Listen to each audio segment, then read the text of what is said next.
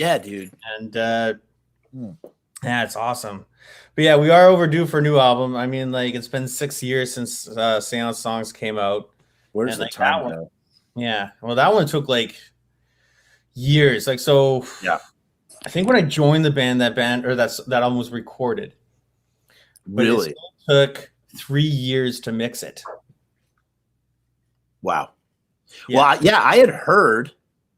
Because he had let me listen to 3 tracks. I heard That Girl, I heard Renegade, and I heard Where I'm From. Different mixes of those at some and then at some point.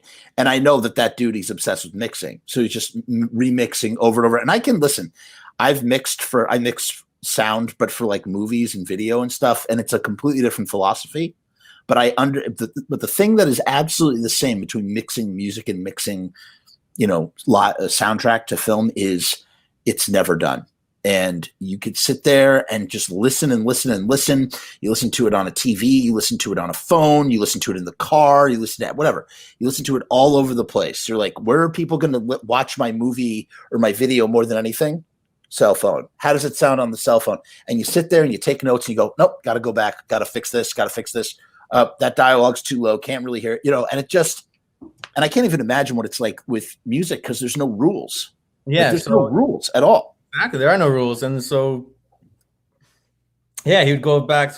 He was had a guy in Europe, a few guys in the States, a guy here in Vancouver. All these people were mixing it, and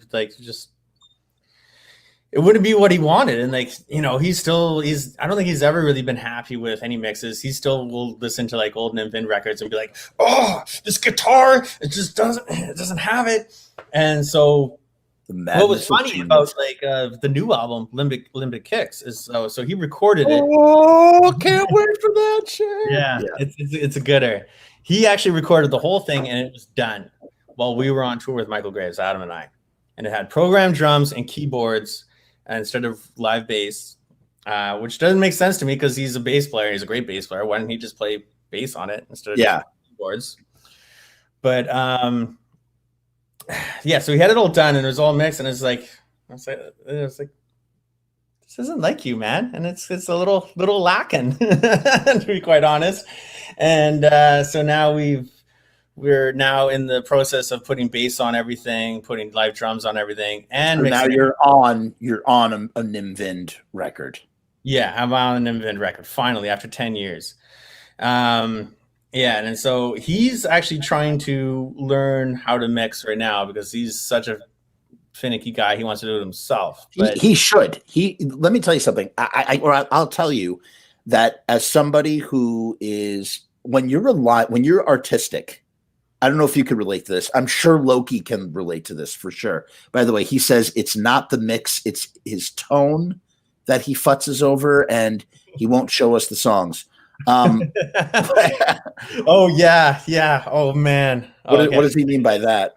Okay, so we were on tour and we were where were we, Loki? We were somewhere in the States, and Chris messaged me. He's like, okay, I finished recording the album. I'm like, okay, well, great. Well, send it to us. Let's hear it. And he's like, no, you'll want to quit the band. You'll quit the band. Come on. Like he has no track record. Come on. Yeah. So it's like, okay, you'll quit the band. So it's like, okay, well, so he refused to let us listen to it. Okay. Yeah. Oh, that was the end of the story. Got it. Sorry. I thought you were going to keep going. No, but you want to know what's interesting is that like I could tell you, and like as I said before, I don't know if Loki can relate to this, but for me personally, when you're an artist or when you are an artist who relies on another person for a thing in order for you to either progress or complete, it can be infuriating. And a great example is mixing. It's like I could do all these other things, but I have to send my shit away to a guy. And let's say that like I don't got the money to pay. And so then it's a favor. And here's the thing that I've learned about favors. And there's some people that really need to learn this lesson. When someone's doing you a favor, you don't get to impose a deadline. That's not how favors work. Yeah.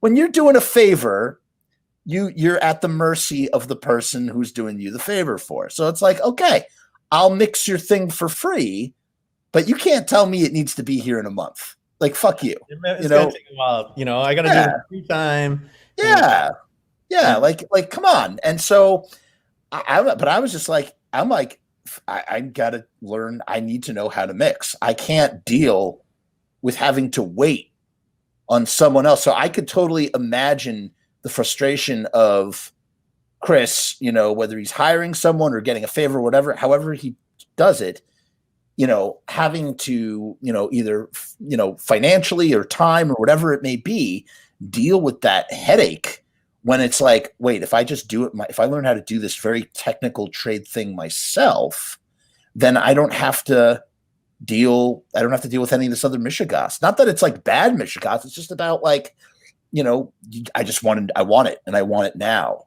Yeah. So. Yeah. I kind of have a different way of viewpoint. And I think it's because I am a bass player. Okay. I like it where other people are inputting on a piece of art and putting their touch on it. That's true too. I really like it, like hearing a guitar player and what they're going to do. And like, you'd have like 100 guitar players play the same song and they're all going to play it differently, right? Yes. So I really like, having someone else like put their touch on it. And that's really cool to me. I like listening to people who mix and like, okay, well, this is their mixing style. So I'd like to have that style on a Nim Vind song, or like, I like this drumming style. I'd like to have this drumming style on a Nim Vind song because I think it would be cool. But I'm not I'm not really a songwriter. I mean, I write songs, but I'm not putting them out to the world. Right. So I guess it's a little different, or I'm not making film and putting it out to the world. Everything I'm supporting cast, right? So, well, two things. First of all, your ability, your humility, I should say, that what you just said encompasses great humility and is like a valuable thing in and of itself. Number one. Number two, I really like the way that you put that, because when I think of mixing, at least maybe I'm thinking about it from a film perspective, I'm thinking of something that's incredibly technical and clinical for the most part. But you are right.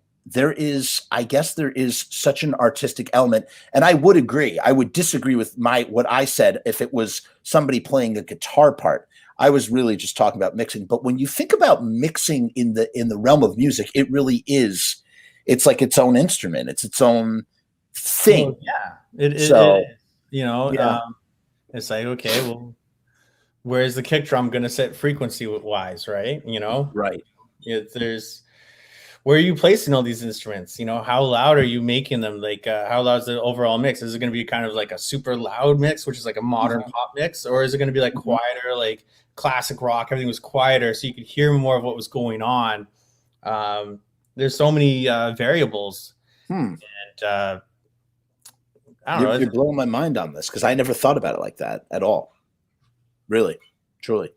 Because in mixing, if you're mixing for film, it's like a fact. It's not like, it's just like what you said, like, where am I going to do this? Where am I going to do that? It's like, no, your dialogue has to sit at negative 15 decibels dB right here, because that's where it has to be. That's how it has to be on a TV or whatever. Like, you can't change that. That's not, you don't turn it up.